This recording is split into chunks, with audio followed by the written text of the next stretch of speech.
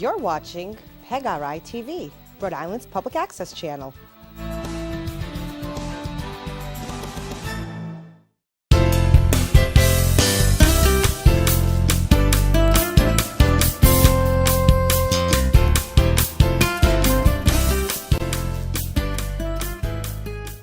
Hi, I'm Claudia Donnell and welcome to That's Tasty. I hope you had a great summer.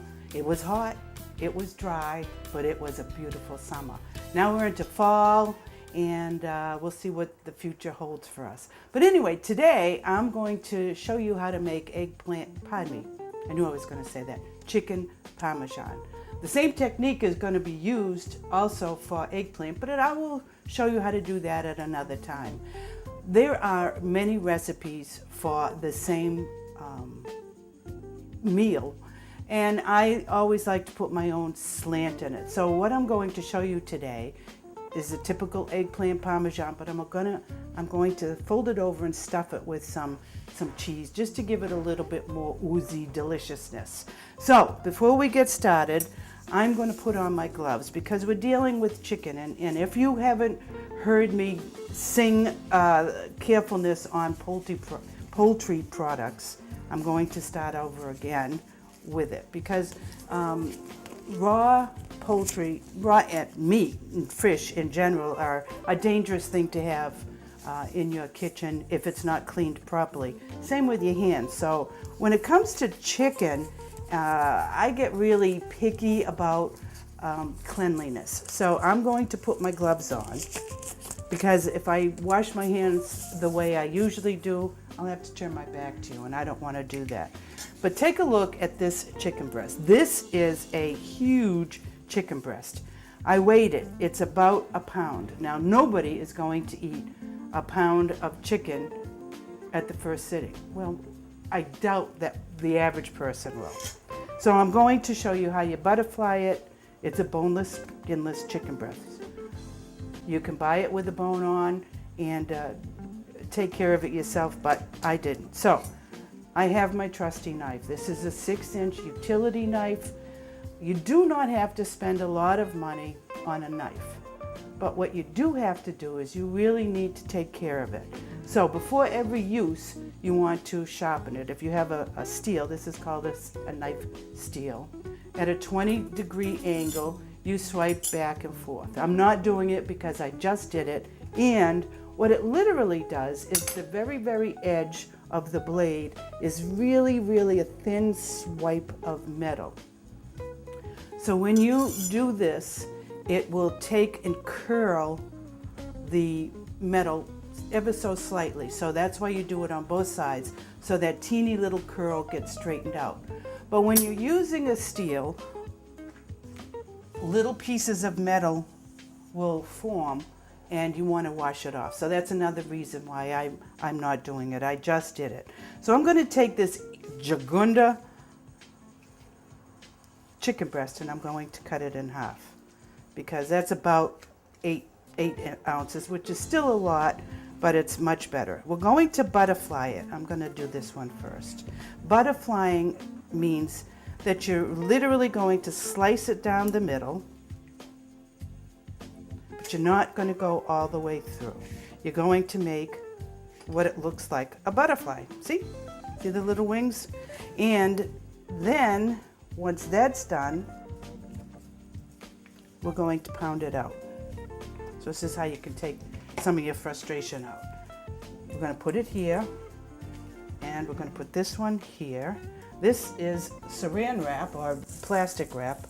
Actually, I don't even use saran wrap, but that's what you want to use. And you want to give it some room because you'll see as I pound this out, that piece of meat is actually going to spread out.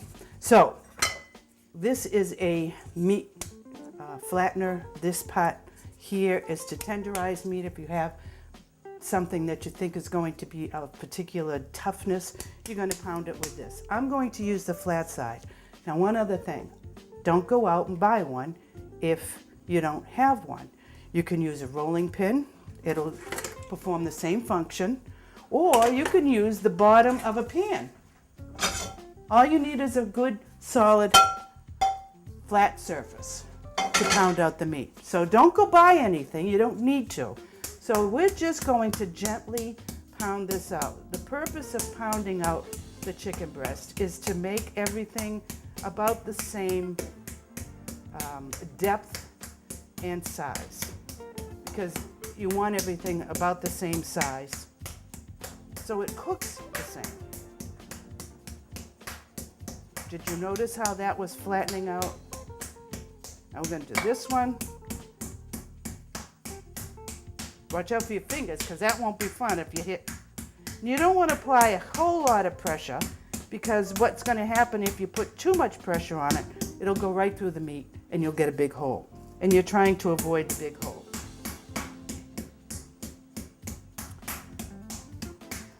I had an affair. I made food for last Christmas, and the gentleman, the host, wanted veal cutlets, and for 60 people. Well, I spent a whole lot of time cutting, butterflying, and pounding out the veal cutlets.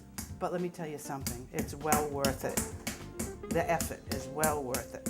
So now I have my chicken breast nice and flat, pounded out. I'm going to open it up so you can see. It probably doubled in size as to what it really was, what it was initially. So our chicken is ready now. Now we're going to have the flouring station, or the breading station. I have just plain flour. I have an egg, oops, that I put all over my counter. I forgot one thing, sorry. I'm going to put in about a tablespoon, maybe a little bit more of water. And we're going to scramble up the egg. When I was a little girl, you know, anytime my mother was in the kitchen or my grandmother's, I was right there with my nose pressed up against them, watching everything they did. And when my mother would scramble an egg, I just thought it was the coolest thing in the world. The first time she ever let me scramble my own eggs, wow, I thought I was golden. All right, so this is egg, this is plain flour. Here I'm using panko crumbs, and in my panko crumbs, I put Romano cheese, a little bit of garlic powder, a little bit of onion powder, some salt and pepper. And the reason why I emphasized the word powder on garlic and the onion is because if you use the pure item, you're not going to get anything additional. If you use garlic salt, there's salt included in it. Same with garlic powder. So here again, you control how much sodium you put in there. And you have to understand there's Romano cheese in here. That's pretty salty too. So you don't want to over salt. In any case, you don't want to over salt. You can always add more salt. If you want, you can put in dried basil or oregano. It depends upon you. Do you like that flavor? If you like the flavor, go for it. If you don't like the flavor, by all means, leave it out. So what we're going to do, I'm going to pick this up. We're going to dip it lightly in the flour. Then we're going to put it in the egg wash. Shake off the excess, and now you're going to put it back, put it in the breadcrumbs. Nice. You know what, while we're doing this, I'm going to go right over to the stove for 1 minute. I want to turn the pan on and start getting that warm. Okay, coming back over here, we have this last one. Look at how big they are, huh? I'm telling you, these are huge chicken breasts. And they taste good too.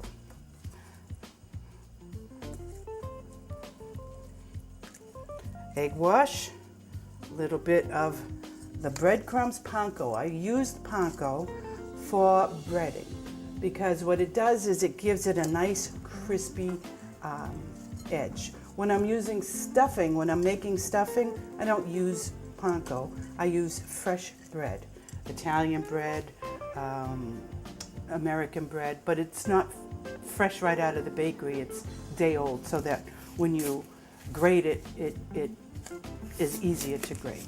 Okay, so now my hands are clean. We're gonna go over to the stove because we're gonna start getting these nice and golden brown. So this is hot, getting hot. I'm gonna put in about a tablespoon or two, probably 2 tablespoons of olive oil.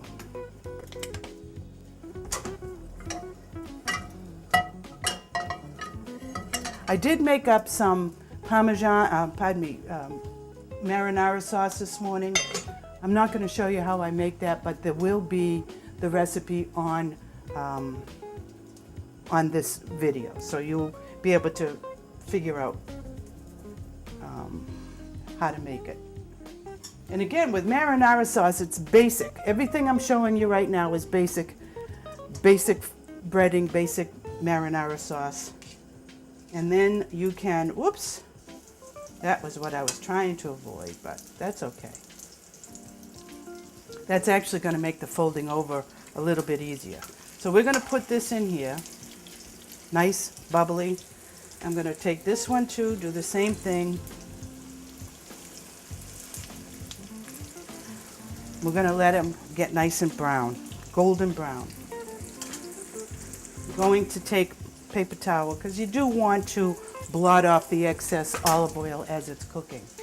So chicken breasts, there's a couple of things you want to keep in mind when you're making chicken breasts. Number one, breasts have a tendency to dry out if they're overcooked. So you don't want to overcook them. That wouldn't be a good thing.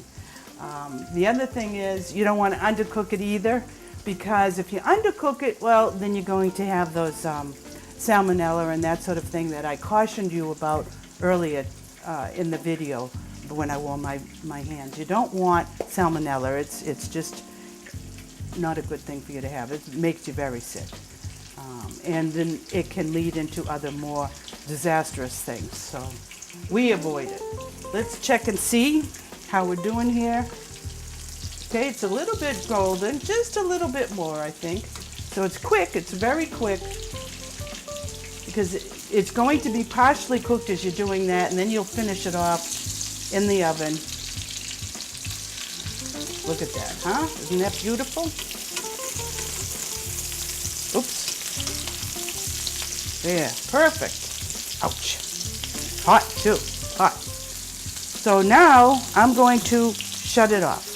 And I'm going to let the residual heat finish making that golden. And I'm not as fussy on the inside part because it's going to be folded over as I am on the outside part. This is a perfect color for your chicken parmesan. So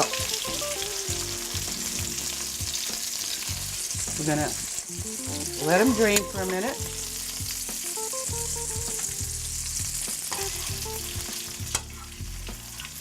You don't want a lot of oil because it doesn't taste good, doesn't look good, and it's not necessary.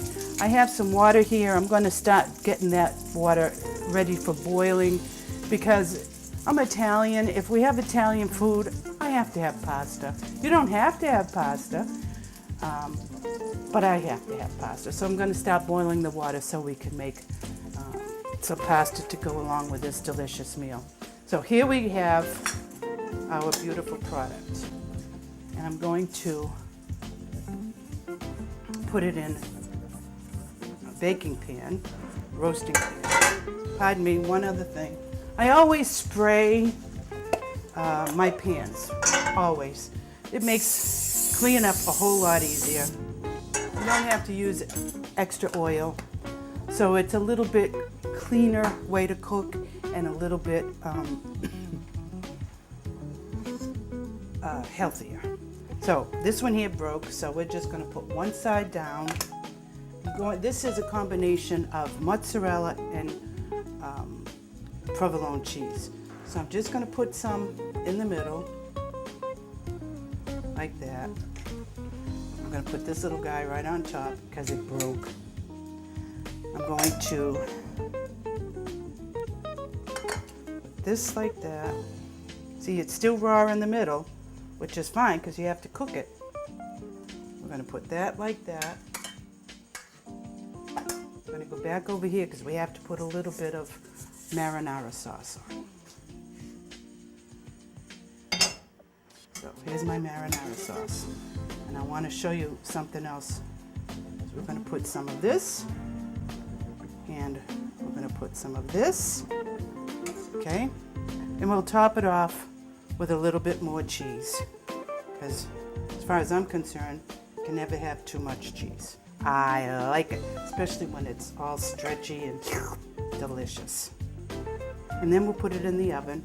I'm going to tell you 400 degrees for about 20 to 25 minutes. I want it on a high oven because that way it maintains how crispy it is. I gotta get a pot holder.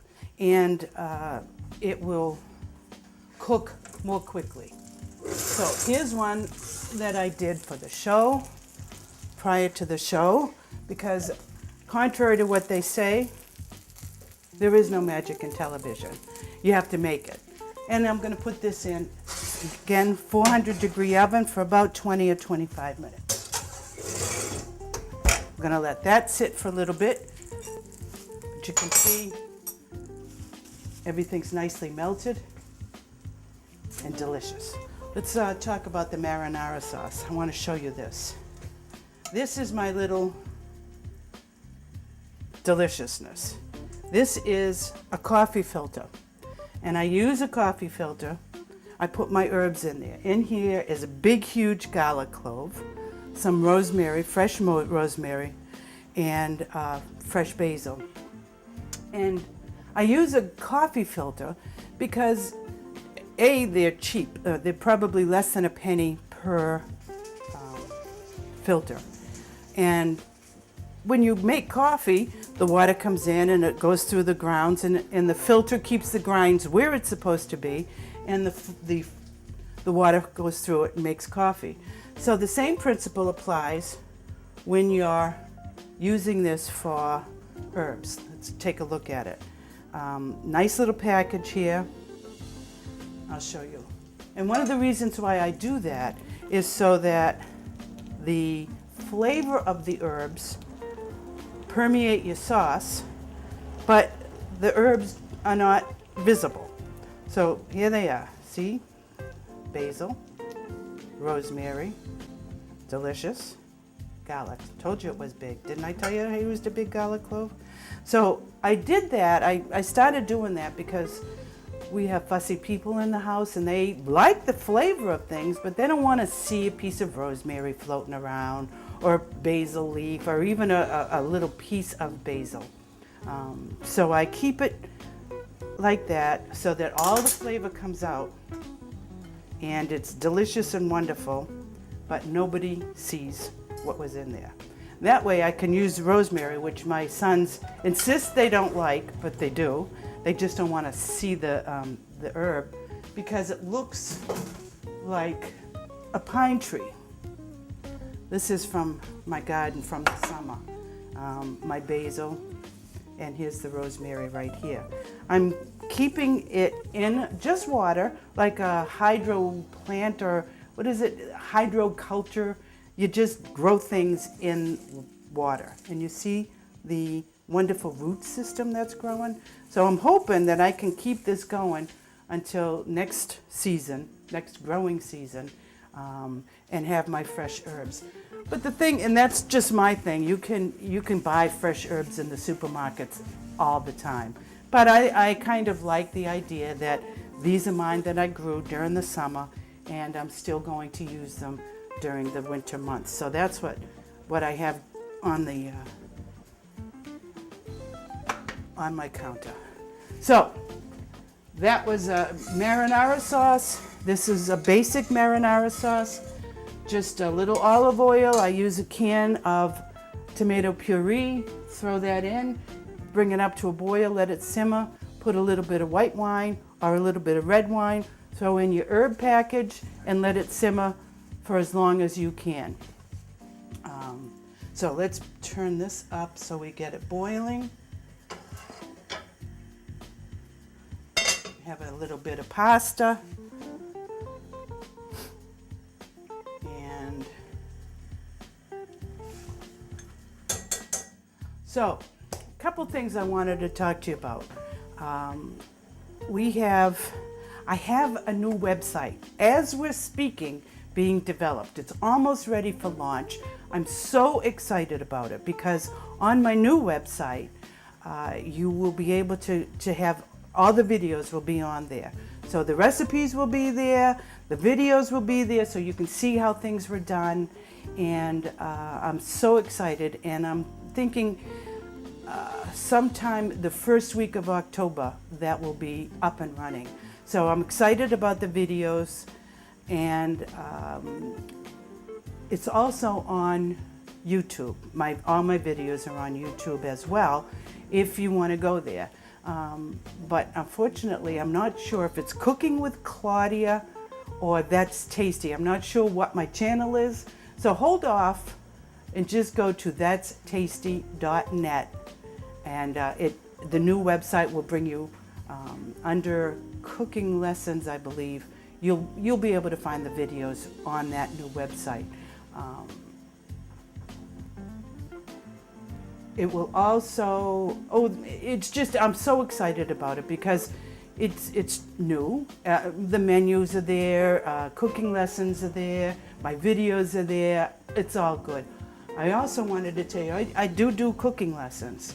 And a friend of ours got in touch with us last May, and she said, you know, can you give my daughter a cooking lesson because she doesn't cook too well. So I said, yeah, bring Katie, that's her daughter, and bring Anne Boleyn, who is the granddaughter. Now the granddaughter turned 8 on August 30th, which is the same birthday as my oldest son, Ian. He turned 25. But little Anne Boleyn, my friend Anne said to her, what do you want for your birthday from Grandpa and Grandma? She said, I want a cooking lesson with Claudia. Can you believe that? An 8-year-old. I'm so humbled by that, and I'm thrilled because the kids don't have cooking lessons anymore in school. So you have all these poor kids that don't know how to cook, and when they leave mom, who may or may not know how to cook, you know, the society is we're ruining our children. It's about a handful here of fettuccine. I'm going to throw it in the boiling water, which I just salted. And again, you want to salt your water after it comes to a boil. The salt will instantly melt what you want, and it will not cause any damage to the bottom of your pan. A lot of times you throw in cold water, you throw in a handful of salt, and you say it's a done deal. And it's not. So I just have to, I'm sorry, get my pot holders. I thought I was all set. One other thing, I'm sorry. Here we go. So anyway, little Anne Boleyn is coming pretty soon for her cooking lesson, and she wants to learn how to make meatballs and sauce. And I thought, wow, this 8-year-old wants to learn how to make meatballs? Awesome. And I'm thinking, you know what? I was younger than that when my mother taught me how to make meatballs. So this is perfect for her. And I'm very excited about it. We're also going to make homemade pasta. How much fun for a little girl to stick her fingers in a bunch of flour and eggs and water and make dough out of it. So we have our pasta cooking.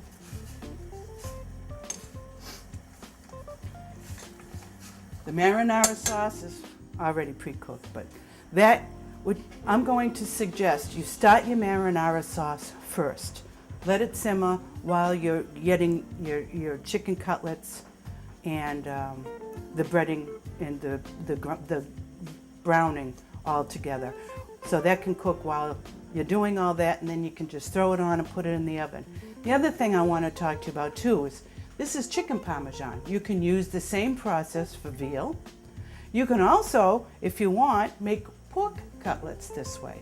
So it's really a very simple modification. And if you've got your basic ingredients you want to add to it, go go for it. Don't be afraid. The only thing I can tell you is make sure you understand the flavor of what you're putting in. Will basil taste good with this? Yep. Will cinnamon taste good with this? No. So you have to understand what the flavors are, what they taste like, and then go from there. Utilize your own personal likes and wants. So I think our pasta is done. Pardon me. I'm going to dump it.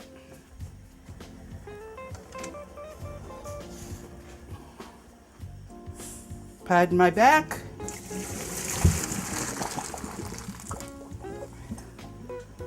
Turn off the stove and get my plate. Pardon my back. Here we go.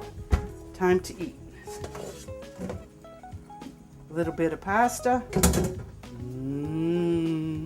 A little bit of sauce.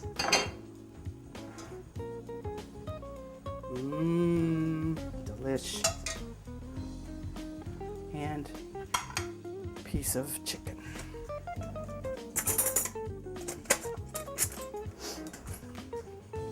So remember, go to my website. That's tasty.net. Look at that. Oh my. Oops. Of course I just destroyed it, but that's all right.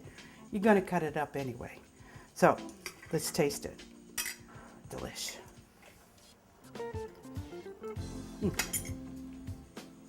I am so good. You know what this is? Let's say it. That's tasty! Woo! Awesome. So that's it for today. Go to my website, that's tasty.claudia. If you go to CookingWithClaudia.com, it'll bring you right to that's tasty.net. So we have two ways of getting to my website. That's tasty.net, CookingWithClaudia.com.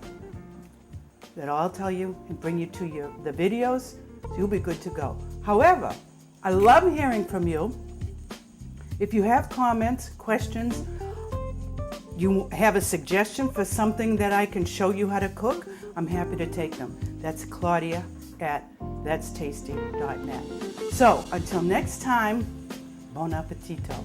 Happy cooking, happy eating.